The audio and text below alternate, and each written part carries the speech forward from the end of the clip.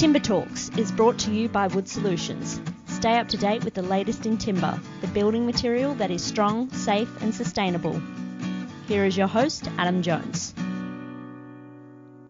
Landscape architects are responsible for the design of all the spaces between our buildings, having a major impact on our well-being, the sustainability and physical comfort of the occupants in a city. So today we're speaking with Shaun Walsh, who is the National President of the Australian Institute of Landscape Architects, better known as AILA. Shaun's professional career spanned over 25 years in landscape architecture, and today we're talking about biophilic design, lessons we can learn from the Indigenous, and designing for the external use of timber. I thoroughly enjoyed speaking to Shaun. I hope you enjoyed this conversation as much as I did, and without any further ado, now we'll get into the interview. Originally, I studied in environmental planning because I was interested in planting trees, and I've done a lot of revegetation projects around Australia, both as a volunteer and professionally, so at a broad scale. And from there, I actually went into landscape architecture. So I went back to uni and studied landscape architecture because I saw that profession as being some of the best place to actually solve some of the practical problems of human habitation on our planet, practical ways to actually engineer and design solutions. So that's been a course that took about 20 years, of study and working in two quite different fields. So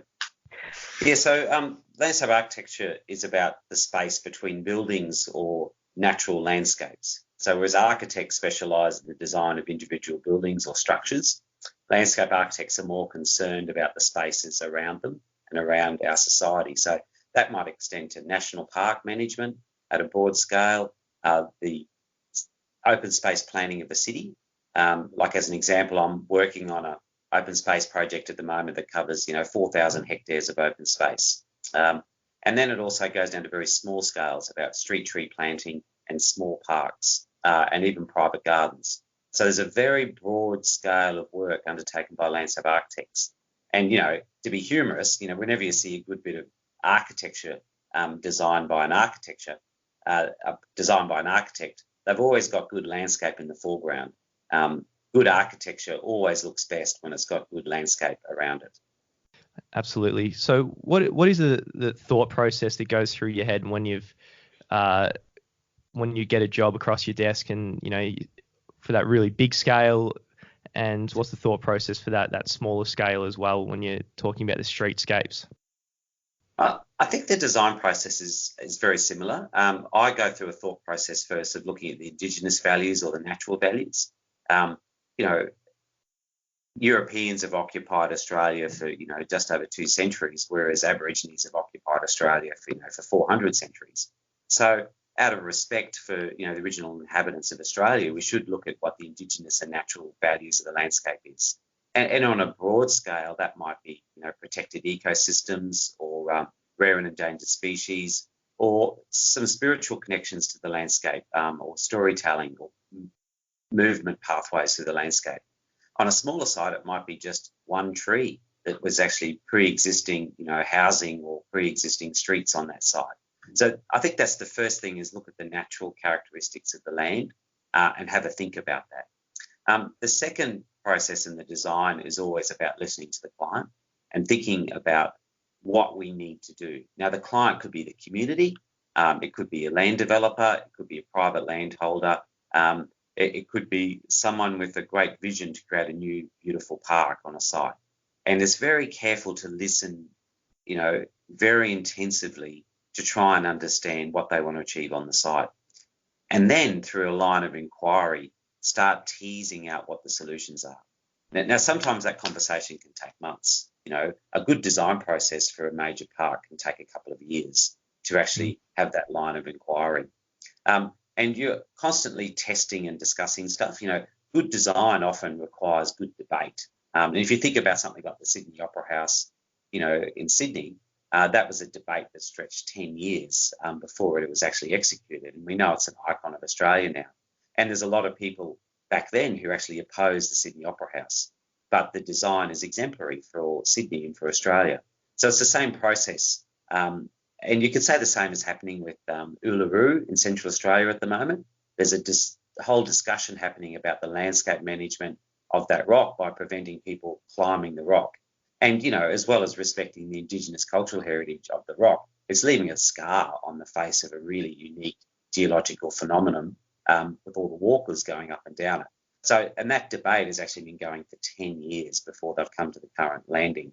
So design requires debate and discussion and inquiry. And then at the end of it, you're hoping that you can, execute a beautiful design or outcome that is favourably received by the public. I think the simple word I tend to use is joy.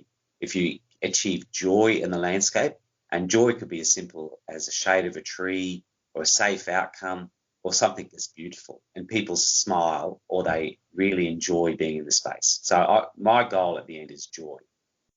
I really like that. And thinking back to the Indigenous, what are some of the values that the Indigenous have that we could really learn from, considering they were the maintainers of the land for tens of thousands of years before European settlers came through? Well, I'll give you one example, and it's to do with the fact that from a European perspective, we have a very shallow appreciation of our natural history in Australia. Now, I've got a small farm with significant revegetation on it, and before we have a flood, because we front a creek, every time before we have a major flood, the local turtles that come up from the Mary River come up onto the high land to lay their eggs, because they're sensing that there's a major weather event on its way, and they come up from the creek bank, and they come up about 40 or 50 metres in elevation from the creek and lay their eggs. And they're large turtles, and they come across the paddock. And within a week after that, we have a major weather event with major flooding where we're usually trapped in for at least a week. Now, why, as Europeans, we haven't picked up on signals like that? Whereas I'd say the original Indigenous occupants of that area would pick up that immediately, that there's a flood on its way. And I think our European understanding of the Australian landscape is really only beginning. And, we need to engage with Indigenous people a lot more to tell all the other stories about our natural landscape so we can really appreciate being Australian. What are some of the challenges our cities are really facing that can be solved by landscape architects? Well, there's a few things that's happening in the planet at the moment, and we'll break them down. And the first one is obviously climate change. And you can debate all you like about whether it's caused by humans and carbon pollution, or whether it's a natural cycle. Now, regardless of that, and the climate is changing, and we're experiencing incredibly hot temperatures in our cities, and much more variability of rainfall. And due to the heat island effect, which is caused by a lot of concrete in our cities are some of the hottest places on the eastern seaboard, and in particular the western suburbs. So, we're seeing temperatures in the mid to high 40s every summer, and it makes it incredibly uncomfortable to live. So landscape architects can help solve those problems by creating urban forms and developments which are surrounded by greenery to actually make the cities much cooler. Now, that's both as a user of the city, so as we walk around the city, we can walk under trees and be shaded, but also by having the greenery breaking up the urban concrete built form, it actually helps reduce the temperature as well on a mass scale. So that's the first thing, is about dealing with climate change. The second thing is about public health. And there's two aspects of public health, and that is obesity. That's the chronic health condition of our modern era, combined with mental health, which again is a chronic health condition of the modern era. Now, green space and nature can actually help both of those. If we have beautiful areas to walk around and exercise in, well, obviously that's going to be much more beneficial to our waistlines because we're exercising in pleasant spaces. Whereas if we're just surrounded by concrete, well, it's not very nice to actually go walking. The second thing is about mental health. There are really proven relationships between greenery and mental health benefits. And there's some popular terms around, like called forest bathing now, where people deliberately go and lay in a natural area to actually improve their mental health. And there's some really good evidence around that suggests just 15 minutes exposure to natural areas or a tree a day can significantly improve someone's mental well-being. So landscape architects can design spaces which actually retain nature and trees to actually deal with mental health. Now, the final thing, of course, is to do with making our climate much better and solving climate change in the first place. So by retaining and planting a lot more trees, we're capturing carbon and preventing it being released into the atmosphere. So we're actually preventing things like global climate change in the first place, but also sea level rise. So, and that's at the very, very strategic level that piece by piece landscape architects can really contribute to. Mm. And would you see the utopian city having, a lot more green roofs and green walls and a lot more vegetation throughout the city? And what kind of extent can this reach to, do you think? It's an interesting conundrum because ideally our cities would be as compact as possible, because if they're compact, they don't sprawl into surrounding natural areas. So, and you could say that high-rise are really efficient landform, but unfortunately, high-rises traditionally don't capture greenery as part of them. So if we're wanting to have an efficient urban form that doesn't sprawl into surrounding forests, then we need to encapsulate a lot more greenery in buildings. And that's why we need green walls. So instead of having a concrete wall, we have walls made of greenery. And then we also need green roofs, because a lot of high-rise rooftops are just full of air conditioning plants and service areas, whereas they could actually be beautiful green spaces. So, the solution requires compact housing forms combined with integration of greenery rather than the separation of the two. And as designers, and when I say designers, I mean landscape architects, engineers, we need to get much, much better at actually capturing greenness into modern architectural design. Great. And you also mentioned a little bit about the heat island effect. Can you tell us a little bit more about what this is and what effect it has on how we live and how we consume and use energy and resources? Yeah. And look, if we could explain it simply, you've got a hot day, go and lie on some concrete, going and lying on a green lawn. And, if you lie on the concrete on a day over 35 degrees, well, you're probably going to burn your skin. Whereas if you lie on a green lawn, it's a lot cooler. So, that's the simple thing. And then the complexity associated with it is that the concrete actually absorbs the heat. It has thermal mass. And what it does is it stores that energy and then transmits it through the rest of the day and into the evening. So you end up with these sort of, cities which are incredibly insulated by concrete to actually transmit heat. So they end up being a lot hotter than the natural areas around them. And that makes our spaces incredibly uncomfortable in and around our cities. Heat stress is very unpleasant for children and particularly for elderly and anyone who's ill. And you're unable to actually enjoy your local environment. And most of us are pretty comfortable at a maximum about 32, and you can walk around with a hat on and feeling okay, with good water, and especially if there's a tree. But as soon as it gets to above about, 40, 45, which a lot of our western suburbs are starting to experience, they're totally inhospitable. And as humans, we have to seek shelter, and we end up sitting in our air-conditioned boxes watching Netflix or other type of TV shows, and we become very, very socially isolated. So we're not going outside and exercising, and we're sitting there eating all our junk food, and we're not interacting with other humans. So we end up with this vicious cycle that, air-conditioned boxes consuming energy and creating global climate change issues in the first place, and then we end up with social isolation and all the mental health problems associated with that. And then we end up with obesity because we're not exercising enough. So it's like if we just think about the basic ability for humans to prosper on this planet, we're actually doing a lot of damage. And that's even before we get into all the biodiversity issues and, the planet health issues. I'm just talking about the basic right or privilege of humans being able to live on our planet. And we're sort of doing a lot of things wrong in that regard. Absolutely. One of the things I know you're interested in and passionate about is biophilic design. Can you tell us a little bit about what this is and how you incorporate this into your design? Well, biophilic design is the mimicry in nature. And I talked before about that, people from a mental health perspective really respond well to links to nature. And it's, I believe it's an innate desire of all of us to actually see and look at nature.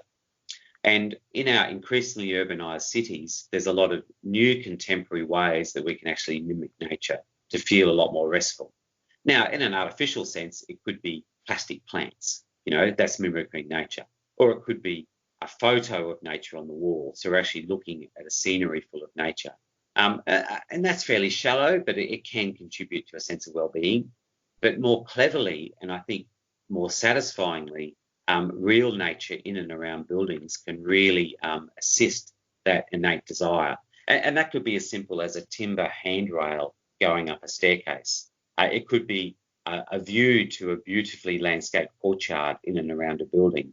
It could be a green wall in a building or on a building that actually brings nature to the site. And then particularly if you can actually create habitat so that there's lizards or birds in and around those courtyards. Again, you're hearing the sounds of nature and you're really helping to appreciate the benefits of nature in quite simple ways. So if you just think about, the process of bringing nature in and around us, but in contemporary ways.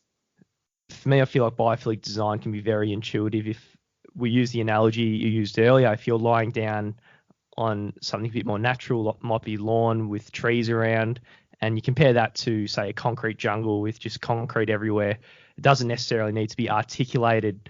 The difference is very intuitive, just the difference in feeling you get from being in those two different locations. Yeah, and that's why I get back to that sort of simplicity of discussion about how you add joy to the landscape and how you add joy to people's lives as humans. And if you just think about that the answers are actually very obvious, that hot concrete is really unpleasant. Lovely green lawn is really pleasant, particularly if you're under a tree. So it's as simple as that, how we add joy to our human lives on this planet. Is this at the root of why you like to use timber, and in terms of biophilic design being a natural material? Firstly, I just personally love timber. We fortunately built a house about 15 years ago up at our farm at Koran near Gympie. And we scrimped and saved, but the one thing that we didn't sacrifice was the quality of the timber floors. And we went for the highest grade spotted gum you could have. And it's throughout the whole house. And it's exquisitely beautiful. So, and it's actually developed this real marble-esque character now.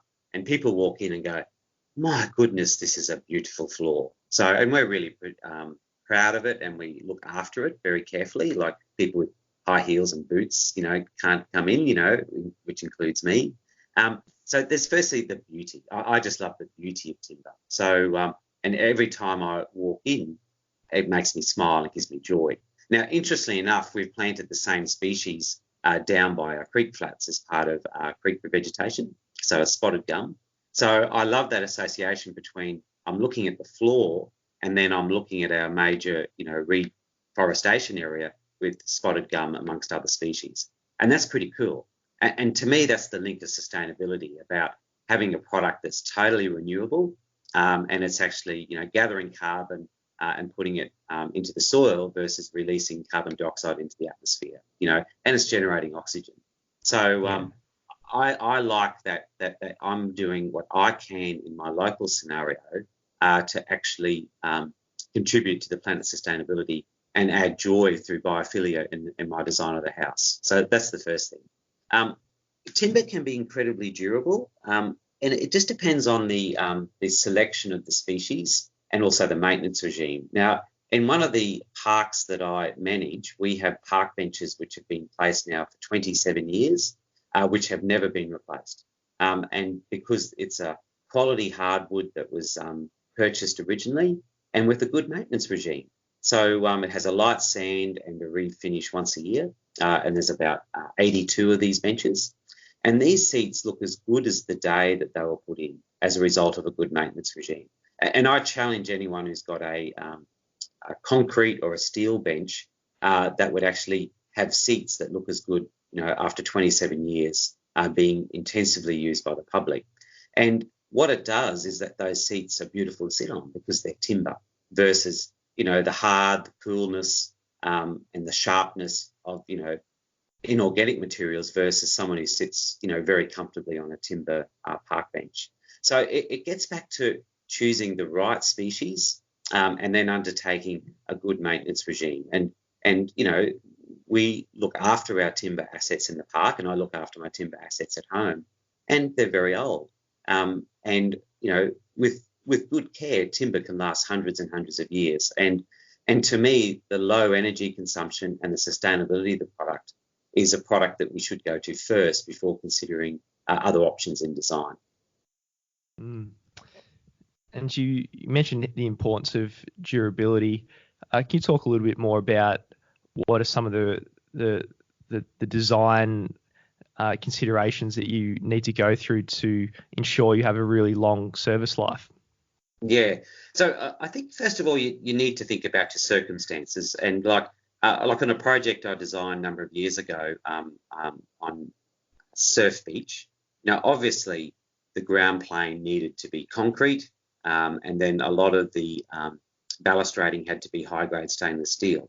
So, and that was to do with the millions of people that use this space a year, but also the corrosion caused by sand and cyclones and the like. So, we had to use those inorganic substances to do with the absolutely horrific, difficult conditions. But the way we brought timber in the design and bringing, warmth and approachability is that the seat furniture was timber.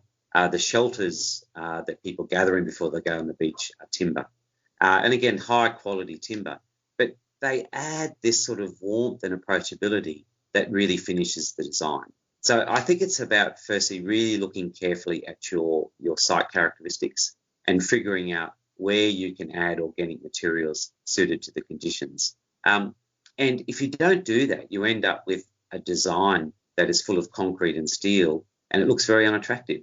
Whereas adding the timber serves our innate desire to be linked to nature, as along with good planting. So, and with timber, you need to be very careful, and particularly in the climate I'm from, the subtropics, is contact to ground. You need to ensure that you use stirrups so that you don't have problems with termites.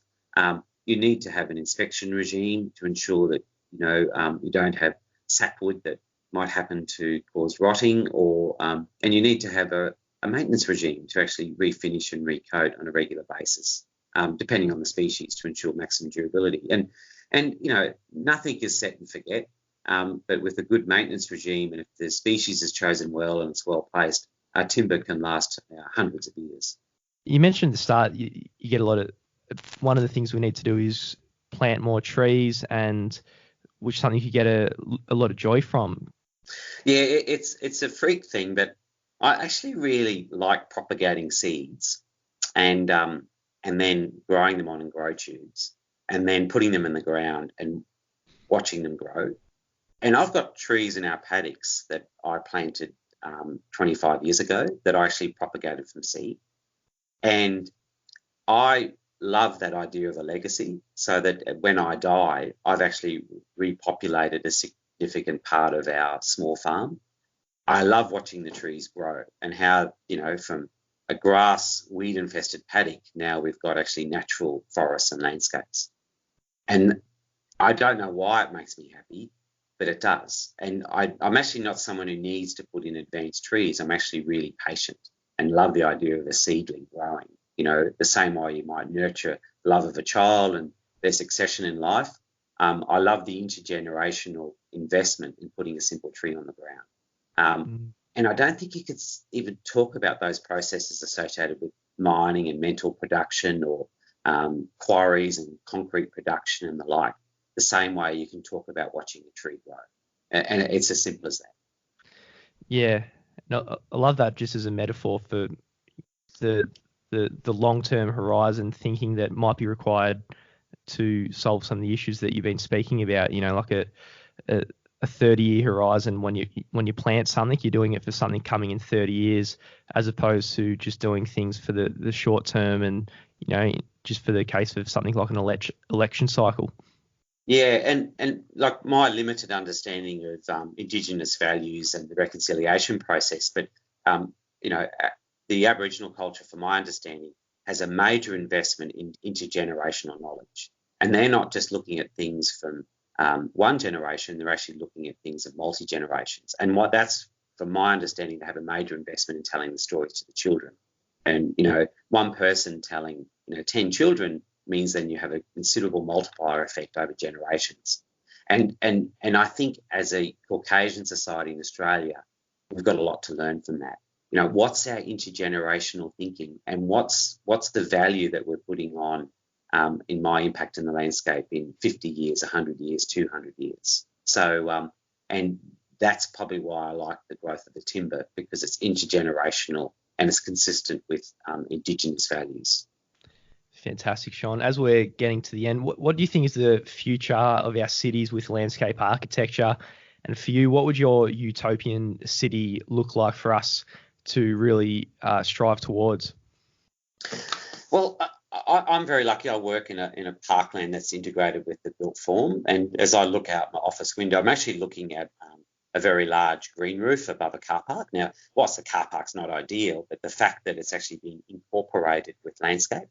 And on that green roof, we have trees that are 20 metres tall, big fig species and big cubid palms. So we've actually got the green lawns and all the trees integrated with urban development. And then along the street, we've got a beautiful avenue of Waterhousia floribunda, again, contributing to the beauty and the livability of the park and the local streetscape. So, this is a microcosm of the city. Not all our cities are like this. But it's that thinking about how we can actually bring the two together. And with technology and biophilia and creative minds, we're talking as, man on the moon happened 50 years ago. Surely we can come up with amazing systems to integrate greenery with our built form, and then preserving our special spaces in and around our cities with lots of greenery. So, and that's the opportunity and the challenge for landscape architects, to bring the engineers, the scientists, the architects together to create new forms of urban development, which bring, trees and greenery and planting and timber into our cities to actually help avoid the heat island effect, obesity, mental health illnesses, as well as help mitigate and also help prevent global climate change. In that interview, Shaun Walsh was talking a lot about the principles of designing for durability. If this is a topic you want to learn more about, I suggest you go to the Wood Solutions website to download Technical Guide number 5, Timber Service Life Design. Here you'll learn all the principles you need to design effectively for the external use of timber and durability.